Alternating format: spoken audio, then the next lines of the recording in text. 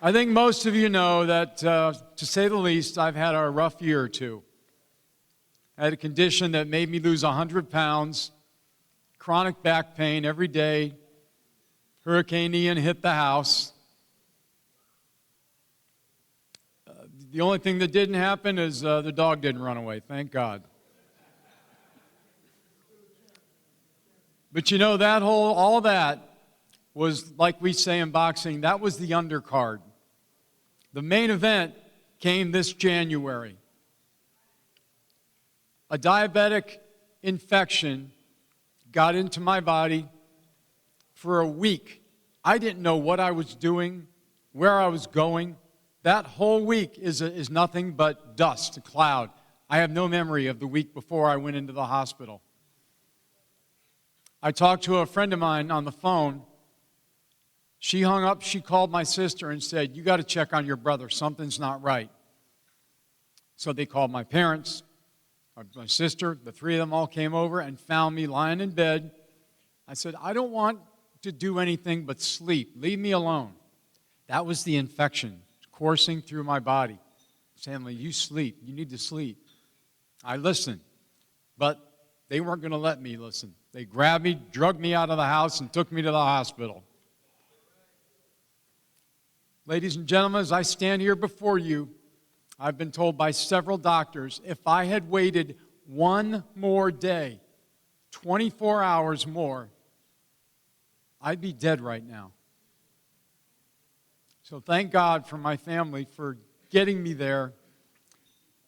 They started blasting me with antibiotics to try and curb the infection. After a few days, the doctor came in and said, "All right, here's the deal. I'm giving it to you straight. We're going to try and save your left foot, but your 5 toes are all gone. They're going." And so I laid there in the hospital bed that night, and for the first time in a long time, I opened myself up and I talked to the Lord.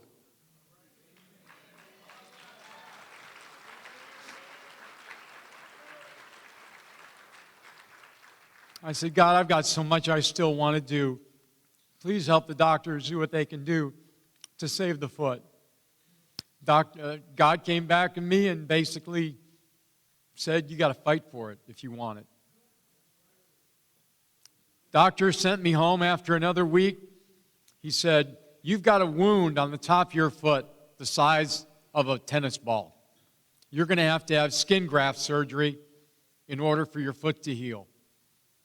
I promised everybody that I would do exactly what the doctors told me. Stay off the foot. Keep it elevated.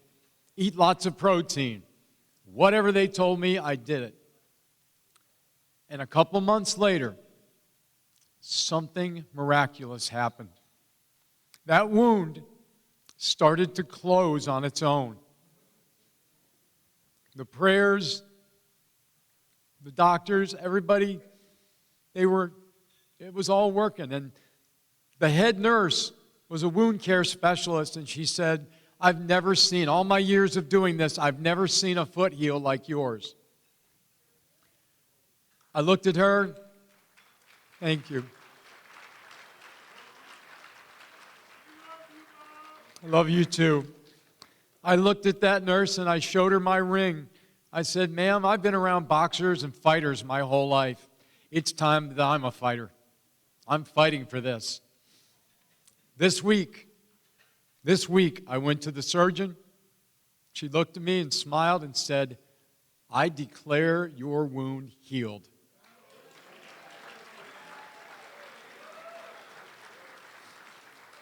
I was wearing a walking boot for 4 months. And she said, "You don't need that boot anymore. You get compression socks and start wearing shoes again." I took that boot and I threw it in Tampa Bay. It's at the bottom of the bay somewhere. It really didn't go well with the Tux either, it's just. But anyway, I tell you that story, and I thank you for the time to do it for 2 reasons. Number one, I implore you, I beg you, if you have any kind of health condition that you think could ever get serious, Go to the hospital. Go to the doctor. Go have it looked at. Don't wait.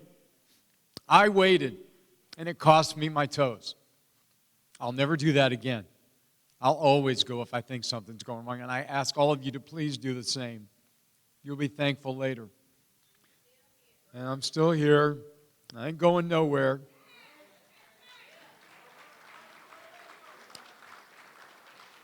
And I want to say thank you to a few special people. Steve and Beth Canton for coming to see me in the hospital. People like, there's so many. People like Dalia Duran, Orlando Fernandez, my best bro Mark Hager, Jesus Escalera called, and Alex Levin called me and texted me constantly to see how I was and give me strength to keep on going. And especially my spiritual advisors. There's two people in this room that helped bring me close to God so I could speak with Him and rebuild my relationship with Him. That is Pinklin and DJ Thomas.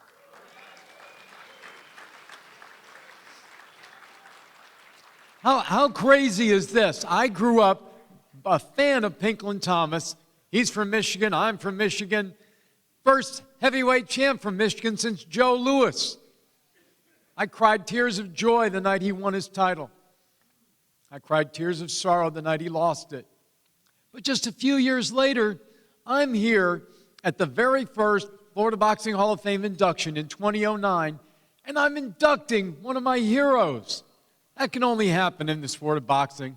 That's why we love it so much.